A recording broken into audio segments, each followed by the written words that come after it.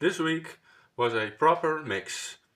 One book that is my favorite in its entire series so far, one classic fantasy that turned into a DNF, and a brand new entry in a sci-fi series I've been really excited to continue. So emotionally, a bit of a roller coaster, reading wise, very interesting. So first up, I finished Mobilization by Yoshiki Tanaka. This is the fifth book in the Legend of the Galactic Heroes. So we start with the highlight of the week, because Mobilization honestly is the best book in the Legend of the Galactic Heroes so far. Up to this point, the series has been a lot of political maneuvering, military strategy, shifting alliances, and slow burn power plays. And I've enjoyed that from the beginning. But this book is where everything really starts to tighten. The long-term consequences of earlier decisions are now hitting hard.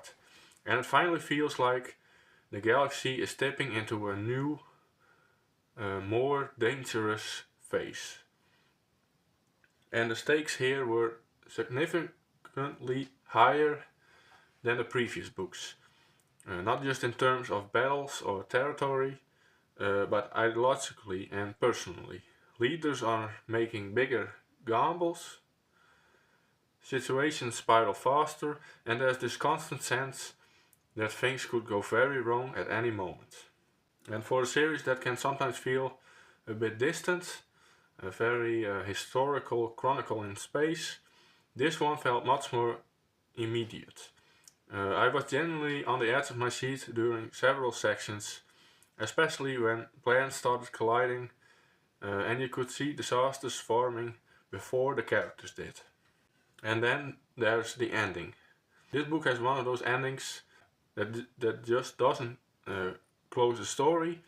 It repositions the entire board.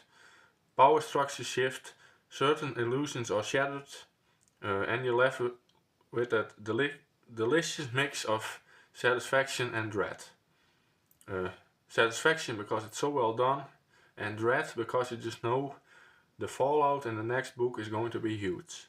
It's the kind of ending that makes you want to immediately grab the sequel, which is exactly what a mid-series book should do.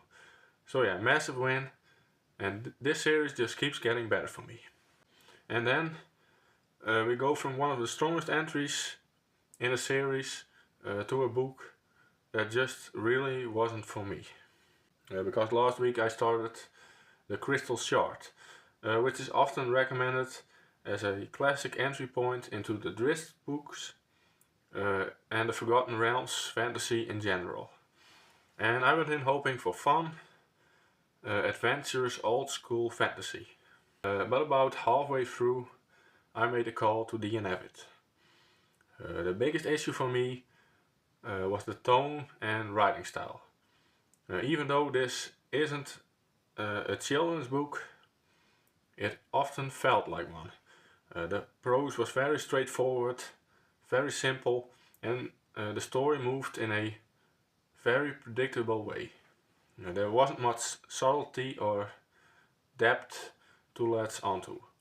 And the plot itself also felt extremely linear. Heroes here, a villain there, obvious threat, and obvious trajectory. And that can work if the characters really carry it, but unfortunately they also didn't for me. Most of the characters felt pretty flat, like they existed to fill roles in the story rather than feeling like real complex people. But the biggest disappointment was definitely the villain. He was very one note, very stereotypically evil, and not in a fun over the top way, more in a I've seen this exact character 100 times before. And I kept reading, hoping it would deepen or surprise me, but by the halfway point I realized I was reading out of obligation rather than enjoyment. And that's usually my sign to stop. So yeah, a rare fantasy DNF for me. Not every beloved classic is going to land, and that's fine. And this one just didn't match what I'm looking for in fantasy right now. And after that decision, I really wanted something more character focused and engaging. So I picked up The Warrior's Apprentice by Lewis McMaster Bujold. This is the second book in the Forkosigan saga, publication wise. Now I've only just started, but I'm already really happy to be back in this universe. I read Shards of Honor last month and had a great time with it. It's fast-paced, character-driven space opera with a surprisingly strong emotional core and really enjoyable character dynamics. This book shifts focus from the main characters to their son, Miles, who is physically disabled due to complications before birth. And right away, that makes him a very different kind of protagonist for a more military sci-fi setting, which usually centers on physical strength and traditional heroism. And I'm really curious to see how Bujold handles that. Not just in terms of plot, but in terms of personality. And so far, Miles already feels sharp and maybe a little chaotic in a good way.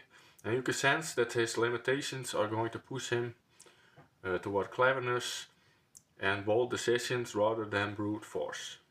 It's still early, but the tone feels lively and very character-led, which is exactly what I needed after bouncing off a more old-school, plot-heavy fantasy.